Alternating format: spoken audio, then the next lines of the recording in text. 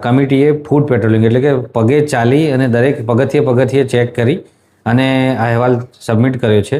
અહેવાલની મુખ્ય સૂચનો એવા છે કે ઉપર જવા માટે રાત્રિ દરમિયાન જ્યારે મંદિર બંધ હોય છે તે દરમિયાન મંદિર પર પ્રવેશ રેસ્ટ્રિક્ટ કરવામાં આવે કે નીચેથી જ ચડવા દેવામાં ના આવે. બીજા સૂચન એવા છે કે ત્યાં ટેકનિકલ એજન્સીઓને રોકી અને તેનો સિસ્મોલોજીકલ કે જીઓલોજીકલ સર્વે કરાવવામાં આવે અને એના પછી જે પ્રમાણે એના કરેક્ટિવ સ્ટેપ લેવાના હોય તે લેવામાં આવે.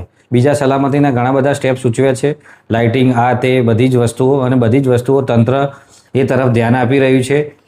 રિપોર્ટ ઉચ્ચ કક્ષાએ મોકલવામાં આવશે અને હાલ જ્યારે પણ વરસાદની આગાહી હશે ત્યારે તંત્ર અનૌપચારિક રીતે અને ઔપચારિક રીતે બંને રીતે જ ત્યાં હોનારત ટાળી શકાય તેવા તમામ પ્રયત્નો કરશે, એન્ટ્રી રેસ્ટ્રિક્ટ કરશે અને બીજી પ્રક્રિયાઓ જે હાલ પોલીસ વિભાગને તમામ ફોરેસ્ટ વિભાગને તમામ સાથે સંકલનમાં રહી અને કાર્યવાહી કરવામાં આવશે અને બીજી કોઈ આવી હોનારત બને નહીં અને તંત્ર તૈયાર રહે તે માટેની તમામ પ્રયાસો કરવામાં આવશે.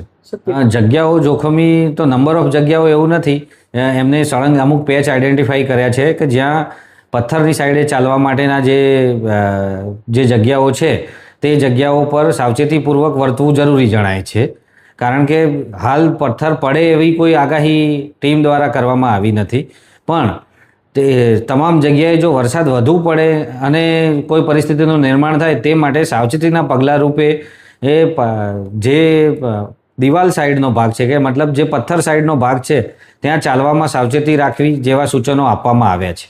દ્વારા તેને ગ્રામ પંચાયત તેમજ તલાટી દ્વારા કોમ્પ્રિહેન્સિવ સર્વે કરી અને તેઓને ખાલી કરવાની અને જરૂર લાગે તો દબાણ હટાવવાની પણ ઝુંબેશ કરવામાં આવશે.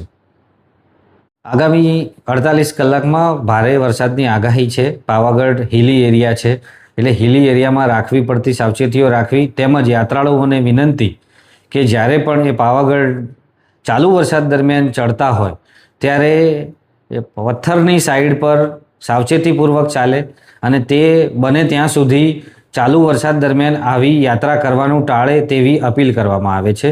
કારણ કે પર્વત પર હમણાં જ એક ઘટના બનેલી છે, પથ્થર પડવાનો બનાવ બનેલો છે, તો જ્યાં સુધી વરસાદ ચાલુ હોય ત્યાં સુધી પૂરી સાવચેતી રાખે તેવી તંત્ર દ્વારા અપીલ કરવામાં આવી છે.